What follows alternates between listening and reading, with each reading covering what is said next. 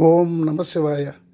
కార్తీక మాస మొదటి సోమవారం మీకు అత్యంత ఉత్తమమైనటువంటి రోజులు కావాలని, ఆయురారోగ్య అష్టైశ్వర్య భోగభాగ్యాలు లభించాలని కోరుకుంటూ, అందరం దేవాలయ సందర్శనం ఎక్కువగా ఈ కార్తీక మాసంలో చేస్తే సర్వపుణ్య ఫలితాలు లభిస్తాయని మనకు చెప్తారు.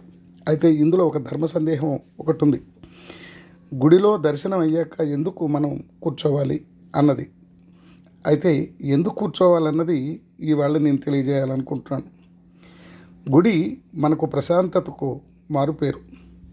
దేవుణ్ణి దర్శించగానే మనలోని కోపము, అహము, ఆవేశము, స్వార్థ చింతన ఆ కొంతసేపు దూరం అవుతాయి. వెనువెంటనే జనారణ్యంలోనికి వెళితే మళ్ళీ మనల్ని యథావిధిగా నడిపిస్తుంది. అది ఎలాగో తప్పనటువంటి పరిస్థితి.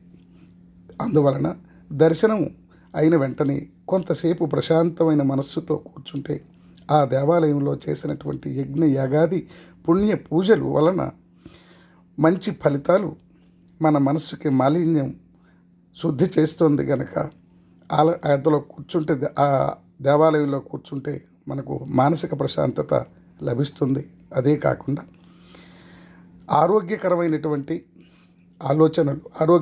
ఆలోచనలు మంచివై మనకి ఆ దేవాలయంలో ఉన్నప్పుడు దేవుని స్మరించుకుంటూ మనం గడుపుతాం.